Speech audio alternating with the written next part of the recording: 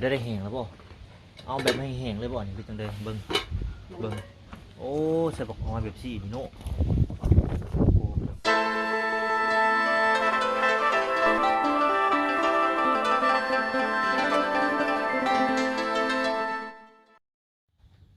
น้องพี่น้องเปิดภาพมาหมดนี่ป๊อดตัวพี่น้องเนาะทางน้องอำเบยพี่น้องมาเป็นที่เรียบร้อยกับ FC เพิ่นก็ถามพี่น้องเนาะก็ถามหลายผู้หลายคนบ่น้อยมาเบิ่งเจาะเบิ่งอำเบยนี่เด้อประมาณนี้เนาะพี่น้องเนาะพี่น้องเอ้ยวันนี้ทางบ่น้อยก็มีโอกาสเนาะมาเจาะมาเบิ่งเพิ่นนี่แหละเพราะว่ามาแล้วเห็นทางบ่าวบัวเพิ่นเอาลงคลิปเนาะเพิ่นว่าทางน้องอำเบยมาแล้วว่าซั่นซะก็เลยเข้ามา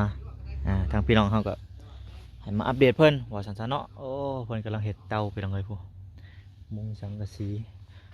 สิมุงสังกะสีบ่หรือสิมุงหยังพี่น้องอันนี้ต้องใช้ผ้าบัดนั่นแหละเนาะไปซะพี่น้องเดี๋ยวขับไปหาทางน้องอำเภอเพิ่นกันเลยพี่น้องอยู่พอสมควรเขาสิพังนี่บ่ละหัวเนาะนี่ละหัวอ้อมเบิดเลยพี่น้องเอ้ยนี่สบายดีเด้อมามื้อได้น่ะมาวันตื่นเฮ็ดกินเพียงอันนี้แกงขี้เหล็กแล้วเรียบร้อยเขาเนาะแล้วได้113 ซอบ113แม่นโทษกินเบิดบ่113 ซอบ113 ซอบแม่ให้10 ซอบเอามาบ่ได้แม่นเอาเฮ็ดได้บัดนี้เดี๋ยวถ้าเข้าเป็นราคาน่ะสิขายขายแล้วจะมาซื้อเอาอยู่พี่เอาแม่นแบบนั้นก็ดีไปอย่างนึงเอามามันอุปสรรคได้ค่ารถอีกได้นี่เนาะแม่นต้องได้ค่าจ้างเพิ่นอีกได้เอาขึ้นรถมานี่ก็ได้จ้างเขาอยู่แต่เขาบ่เอามาให้จ้างให้เขาเอามาส่งทีเลยเขามาส่งมันไกลทางก็ยากทางยากแฮงน้องเอาเบยยังไปใช้นอนยังบ่ตื่นพักกันไปใช้เมื่อวานนี่ดูเพิ่นบ่บัวไปทางป่าแม่นี่ทางเพิ่นบ่บัวเพิ่นจ้างทางป่าป่ะแม่เพิ่นไปทางป่าหวานโอเคไปได้กิเล็กมาได้ใช้อันน่ะไปหาอยู่พุ่นแหละมีเนื้อใส่บ่หรือแกงซื่อๆนี่แกงใส่หอยหมักหอยไปเอามาใช้หมักหอยเพิ่นไปก้านเอาเบอร์ไปก้านแม่จังพอแล้วฉันยังนอนสวยพี่น้องนอนตื่นสวยพอเพิ่นไปก้านไปหาก้านหอยเพียงหอยจูบบ่หอยเชอรี่แม่หาไปก้านหอยเชอรี่พี่น้องเลยพื้นเพิ่นก็หามาเนาะทั้งเห็ดเตาเห็ดถ่านเพิ่นบ่ได้นอนช่วงคืนบ่ได้นอนจุดถ่านไปจุดถ่านอัดแล้วบ่นะฮะอัดแล้วได้2 คืนแล้ว2 คืนแล้วพี่น้องเอ้ยคิดว่าถ้าได้จุดแล้วเนาะเนาะจุดแล้วจุดมันก็วิทย์ฝนตกจุดฝนตกมื้อตะวิดฝนตกแล้ววะจุดมื้อแรกก็แห้งมาเลยพี่น้องเอ้ยคิดว่าบ่ตกแดดแล้วสร้างเป็นปีนี่เนาะตกสุดสายเลยพี่น้องเอ้ยจะสิว่าจังได๋ยังดำหนาวฝนตกอันนี้ปกติมันก็หยุดแล้วพี่น้องเอ้ยฝนตกใส่เขาน้ำพี่น้องเปียกบางคนก็เกิดงอกเกิดสารพี่น้องเอ้ยปวดโพ บัดนี้มื้อใดสิกลับบ้านไปเยี่ยมบ้านอีกบัดนี้มาสุดนี้พุ่นแหละว่าเขาเป็นราคาบ่ได้สิว่าเอาเงินเพิ่นเขาราคาแล้วสิเมื่อขายบ่แม่นเพิ่นสิให้แหละเพิ่นสิโทรมาบอกเขาเป็นราคาแล้วสิขายบ่สิขายแล้วให้ต้องว่าน้ำลาวแล้วซื้ออยู่เฮ็ดจังได๋คือได้เงินค่ารถมาเฮ็ดจังได๋รับจ้างแม่เอาให้ล้านแม่เจ้าหั่นแม่เราใจดีลิสน้องไปน้องให้ทั้งลูกเพิ่นมานำ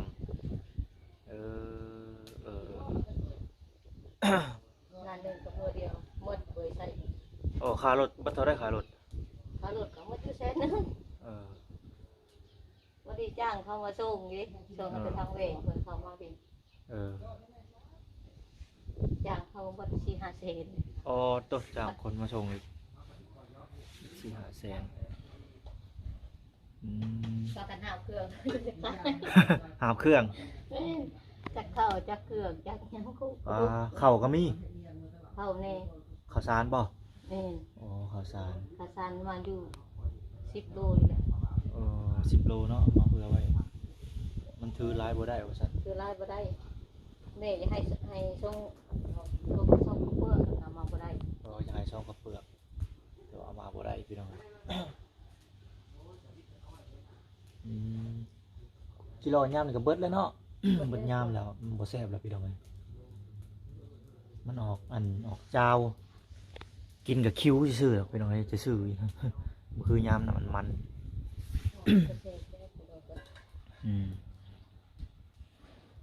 น้องอาเบยเงินควัดทานแล้วบอกเด้อสิซื้อเอาไปให้อันน้องก็น้องกันยา อยู่มื้ออื่นนี่ก็บ่กันขวัดแล้ว โอเคบางทีก็ใช้ไอ้แก้วเดี๋ยวพี่น้องไปหาปลาไปส่งถาดให้กับน้องกันยาเพิ่น ว่าได้ไม้หลายบ่มีรถไทยเด้อสิได้รถไทยดีกว่าร ถไถโอ้ยเรียบร้อยพี่น้องเอ้ยผู้พ่ออาเบยพ่อเพิ่นขายแล้วพี่น้องเอ้ยเนาะทั้งพ่อกับแม่เพิ่นขายอยู่บ้าน สิ พุ่น ได้รถไทยว่าแกฝืนว่ะแกฝืนบ่ได้จุดทาน แท้แล้วต้องได้ ไม่จิ้วอยู่ในเปียกนะลองลาย ใช่บ่ได้ เอ๊ะบ่ข้างเพิ่นบ่บัวนะ โอ้กับบัว เข้าทางอะไรเข้าเสียให้หน้านี่ อืม ทางให้ทาง ทางละเส้นให้หน้าแล้วบัดไม่ติ้วห่วยเอามาเฮ็ดพื้นเตาแล้วเนาะลงมาใส่เตาเฮ็ดได้บัดนี่ไก่ก็ได้ ใส่รถโอ้มันแก้ไว้เด้ ก็ได้เฮ็ดประทาน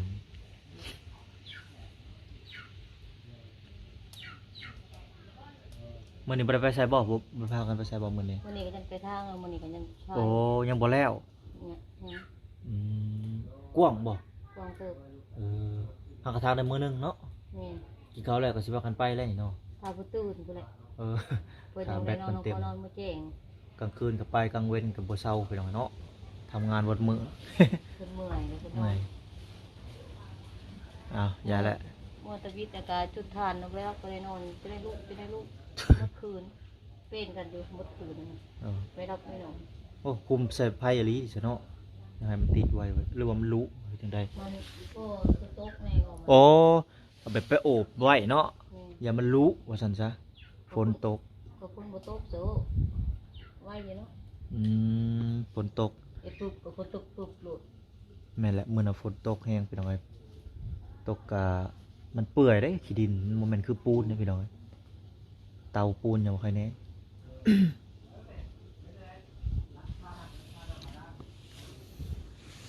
ได้บักคามมาได้ใช้อันนี้ มาค้ามาวันนี้ ใส่ต้มใส่แจ่วบ่โอ้ปลาแดกมาใช่นี่ แต่เอามาตะบ้าน ปลาตัวเฮ็ดเองบ่นี่ นี่เห็น โอ้ปลาแดกประเทศเองเด้พี่น้องเอ้ยนี่ เด็กก็สิได้ ปลาแดกปลาซิวแซ่บได้บ่น้อยกับมักคือกันได้นี่เป็นแล้วเนาะนี่เนาะ เป็นแล้ว ปลาโตจำที่จำปลาแดกละลาก็แซ่บพี่น้อง บางคนมักเกลือบักขามอืม มักสิส่งขึ้นนะ กัดหัวผักบัวเอ้ยพี่น้องเอ้ยตะกี้กินปลาแดกปลาซิวกุ้งแล้วหอมนะปลาแดกปลาซิวกุ้งหอมถ้าดีๆก็นั่นพี่น้องเอ้ยกินซุปดีที่สุดปลาแดกบางคนก็มักดิบกินมาแต่น้อยพุ่นพี่น้องเอ้ยคนอีสานพี่น้องอีสานหรือว่าฝั่งลาวเฮามักปลาแดก ใส่หยังก็แซ่บว่าพื้นได้เสิร์ฟตำบักหุ่งนี่ปลาแดกแซ่บก็แซ่บได้ผันปลาแดกบ่แซ่บนี่บ่ได้แซ่บได้ตำบักหุ่งก็ได้จักมันเป็นอะไร เป็นมาให้อยู่เลย มันเป็นน้ำปลาแดกเด้อตำบักหุ่งเลยปลาแดกแซ่บ มันก็แซ่บได้ตามมือ คำแกงต้มนะยังว่าใครแน่นะมันเปื่อยเลยแกงต้มเนี่ยเขาต้มซีนมันเปื่อยออกมาดับกลิ่นอันนี้ใส่ปลาแดกตัวตำบักหุ่งอะโก้ยมินตึงๆเลยเจ้า นี่เราอยากมาซะเบยอยากมาก่อนว่ะเมื่อน่ะกินหอดขึ้นเนาะเอ้าบอกทางกันที่คนก่อนก็บ่ยังอ่ะ พายอยากมา นี่ อ๋อเบยกินฮอดบ่เพื่อน นี่ มาก่อนจักอยู่ชุบเจ้าอยู่ได้จังมือก่อนชุบเจ้ามือ ส เลย องอาทิตย์ 2 อาทิตย์เต็มๆเลยอ๋อ สองอาทิตย์กับ3 มื้อ อ๋อปุริครึ่งเดือนเนาะครึ่งเดือนพี่น้องว่าถือว่าโดนเติบจักมือแล้วนาเมื่อนะ แล้วเขาเลยเราก็ได้2-3 มื้อ โอ้2-3มื้อแล้วก็อันแล้วเลย นี่ บัดนี้พากันเฮ็ดไปเฮ็ดเวียกใส่บัดนี้อยู่อันแล้วก็ อยู่พุ่นกับเกี่ยวข้าวละมื้อละ13,000 โอ้อยู่พูดอะไร นี่ ฮาดทุสมอแพงแท้น่ะ ก็จ้าง300,000กินข้าวน้ำเขาเพิ่นอยากมาจ้ะ ขนาดกินข้าวนำเขาได้เนาะ นี่ โอ้อยู่บ้านนี่สูงสุดแถวนี้มีแต่แซ่บไปได้เนาะ นี่อยู่วิว มีแต่แสนสาว ต้นครึ่งบ่ได้กลัวครึ่งอีกทั้งนั้นโอ้แพงอยู่เพิ่นจ้างอยู่บ่ปลาเฮ้ย2คนบ่แฮงจุเจ้าไปจักมื้อจุเจ้า มันอุ่นบ่ได้ไปนะมีแต่เกี่ยวเขาจะฟอง ก็คือว่าแล้วเนาะเขาเจะคองยังบ่แล้วว่าซั่น เขา ซะ จะฟองยังบ่แล้ว คันแม่นแล้วนี่ห้วย เกี่ยวทั้งหมัดทั้งหุ่น คือว่าแล้วเมื่อยเขาเจะคล้าของก็เมื่อยสิตายว่าซั่นซะปกติทางเพิ่นดอกพี่น้องถ้าว่าเพิ่นแล้วไว้ยังใครแน่เนาะไปหารับจ้าง บ่ทั้งหุ่นเขาปล่อยงูปล่อยควายเด้ เออปล่อยงปล่อยควาย เขาเกี่ยวบ่ทันเขาก็ปล่อยหมดเลย เออ ไปตะบุกก็เรียนน่ะด้วยกลางคืนเลยน่ะ บุญก็คืนเลย แม่น อ๋อ ทั้งหมัดทั้งหุ่นก็คืนเลย มัดเขากลางคืนบุกนักการต่างๆ แม่ พี่น้อง เงินมันเดช ฮะ เงินมันเดช โอ้แดดลิเมื่อกี้นี่แดดได้เมื่อกี้นี่ก็ได้ เขาลุยกลางคืนเนาะฮ้อน ปีนี้จะเป็นแนวใดพี่น้องเอ้ยผ้าฝนอันบ่คือเก่ามือร้อนมือหนาวมือฝนเอาแต่สิเป็นเนาะบรรยากาศเปลี่ยนแปลงนี่คือมื้อนี้แหละบ่ลมบ่จักเป็นแนวใดวานมื้อซื่อนี่ฝนตกมื้อฮือมื้อหนึงบัดแดดมื้อนั้นก็เอ้าขึ้นจากลมก็ลมขึ้นจากแดดก็แดดเลยเนี่ย ๆคุณแม่แล้วบ่หันน่ะเดชอันนี้เลย ปรับแดดซะมื้อบัดเนาะ ตัว ก็ว่า เด็ก ลมๆ เปิดจุดทานนะพอกัน ฮะ พอกระดกจุดทานนะพอกันนั่นนะพี่ต้มนะว่ะ บัดฟังไปฟังมาคนฟังพ้นแล้วตกแล้วบัดแมลงมาผาดลงมาหมดคืน โอ้เป็นไปเลย เราเนี่ยเราเบยคนเห็ดเช่นเลย อืม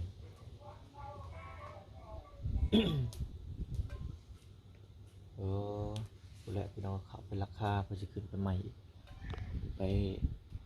ขายเขาเอาเงินมา โลเท่าไรเขาอยู่บ่ ประมาณเป็น10,060 กว่า10,070แต่เก่า 60 10,000เลย บอก อันนี้เข้ามาลงนะ เขาลงเพราะว่าเขาเขายังเห็ดใหม่ๆเนาะ เข้ามาลาย เขาเป็นลายเขาซื้อไปขายดิ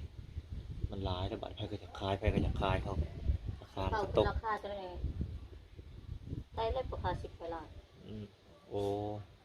ขายเขาขายครึ่งหนึ่งเลยบ่ บ่ขายแต่12คงสิค่อยกันได้ อ๋อไม่ลอยไป มันยา ซะ กเนี่ยมันยากเป็นมือเอานี่ อืมอยู่พุ่นจะคนก็ มีคุณก็ไม่ใช่2คน5คนเกี่ยวเขา6 คน ขอบ ไป คุณ น้องมาซอยกับอืม6 คน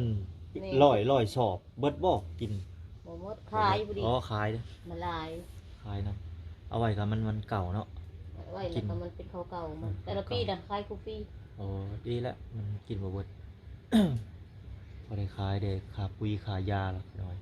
อันนี้ก็แม่บอกได้ปีหน้ามาเด้อบ่จะลาบได้อพุ่นว่า มือต้องมือดำนาแล้วปีหน้าเนาะ แม่น โอเค ผู้บ่เราอ่ะเราบ่ได้มาแล้วสิเขาคิดให้ขอเงิน5อย่างผู้บ่บ่พอเว้ย อืม เงิน5อย่างซ้ำ แม่นแล้วไปได้แห้งแล้วบ่เอาแบบให้แห้งเลยบ่นี่คือจังได๋เบิ่งโอ้ใส่บักฮอยแบบซี่นี่เนาะโอ้แกงขี้เหล็กยามนี้ ยามนี้แหละเนาะแกงยามฝนนี่มันเขาว่าเจ็บท้องแมันบ่ แม่น เจ็บท้องได้กินยามฝนมันต้องยามนี้แหละพี่น้องยามแรงแล้วใบบักขี้เหล็กมันออกแซ่บ บางคนก็ใส่หนังเค็ม แม่นผู้มักนางเค็มทุกคน นางเค็มก็ ใส่ แซ่บ ปีกหมูใส่กระดูก ใส่กระดูกง่วงกับแซ่บอีกหมูก็ได้ แล้วแต่ผู้ชิใส่ไข่หมดแดงเดี๋ยวยามแรง แม่น โอ้ย แต่เวลาอยู่มันยังบ่ตึง เอามีอยู่บ่ นี่ยังบ่ตึง มีบ่ตื่นเจ้าไหนฝนตกอีก อาจจะเป็นแม่นแล้วมันน่ะเป็นว่าตึงเราเอาไปเลยกัน ฝนตกของกี่นี่เนาะ แม่น เอ เพิ่ อ มตัวยังไม่ออกยังไข่มันกัน โอ้ยมันยังน้อยยังน้อยบ่ได้บาดสวยแล้วดิเนาะยังบ่ตื่นกินข้าวเบอร์ยังบ่ตื่นเพียงเลยเพิ่นนอกไปก้านกลางคืนก็เฮ็ดเตาบดคืนกลางเว้นก็ไปหากินทางป่าเนาะไปทางป่าอันบ่บัวเพิ่นให้มื้อละเท่าใดอันน่ะ ให้จักอะไรมันเป็นป้ายเนี่ยต้อง อื เป็น ม2 คนเนาะ คนผู้เดียวคนบ่ให้อีก อ๋อหมายถึงว่าเบอร์บ่ให้เฮ็ด เออ เพิ่นย่านนั่นเนี่ยเพิ่นเมื่อยเนาะ เออ ไปเฮ็ดเองพุ่นน่ะแม่และทางป่าเมื่อยได้กกใหม่ยันมะใหม่หักทับกกติ้วบ่มันเป็นกกติ้ว ในติ้วลาย อ๋อ ลายเป็นแบบนี้ กกติ้วพี่น้อง มันหกอันนี้แหละนี่ โอ้ นี่ทางอันนี้ แบบสิเลยเนาะ แม่น เป็นอยู่ในเดินเฮือหรือเดินหน้าเพิ่น เป็นเส้นทางนี่ แคบ เป็น ทาง ทางเอาเดียวนี่แหละ อ๋อทางโอเคถือว่ามื้อนี้มีโนเฮ็ดกินแต่แกงขี้เหล็กอย่างเดียวเนาะมื้อนี้ แม่น เออถ้าทางน้องเบิ่นเพิ่นตื่นไปหน่องเลยสิถ้ากินพร้อมกันหรือสิกินก่อนเพิ่นน่ะนี่ โบทากินเหมือนกันบ่ได้ โอเคสิแหละก็ผัวเมียต้องกินข้าวน้ำพร้อมกันไปหน่องเลย เขาว่าเท่านี้หิวสิตายก็อดเอาไป ปั้นกินไปก่อนหรือว่าจังไดอุ่นท้องอุ่นเครื่องเออ เมื่อคืนนี้ได้ใส่เห็ดกินยังเมื่อคืนนี้ เมื่อคืนนี่ก็เราบ่ได้กินหยังบ้านเมื่อยนี่ โอ้ล้ม มาก็เป็นดึกหนึงเข้ามา มาแต่ใช้ก่อนคืนครับ มาแตะคุณแหละมาก็พากันเอาน้ำในเอาน้ำไม้นี่ดิ โอ้ทางเรือได้เกี่ยวคือมวนเตะมวนนี่พี่น้องเลยเปิดหมอลำหมูสันอ้าวแต่โอเคพี่น้องมื้อหน้าผู้ใดก็สิถ้าว่าน้องเบยเพิ่นอยู่กันเนาะสิได้มาอัปเดตอีกถ้าว่าเพิ่นบ่อยู่แปลว่าเพิ่นไปเฮ็ดเวียกไปหน่อย นี่ มื้อหน้ามื้อในผู้ใดมาเยี่ยมมายามใหม่มื้อนี้ก็เห็น FC เพิ่นก็คอมเมนต์มาว่าไปเยี่ยมมายามมันน้องเบยแหน่เพิ่นน่ะเนาะเลยมานี่แหละพี่น้องเพิ่นมาแล้วผมบอกว่ามื้อนี้ก็อัปเดต บ่บัวก็ไปหาบ่เห็นแล้วก็ไปใส่ บ่เห็น ไปตัดผมบ่เห็นบ่บุนี่ โอ้จังซั่นเพิ่นไปเวียกเพิ่น ไปเวียก เบยไปตัดผมแล้วบ่เห็นบ่ บ่เห็นจังเทื่อไปจังเทื่อบ่เห็น ก็ตัดเธอบ่เห็นเนาะอ๋อโอเคอ่ะก็มีแต่ซั่นละมื้อหน้ามื้อในมาเยี่ยมมายามใหม่เด้อเอาสบายดีโดยไปพี่น้องเอ้ย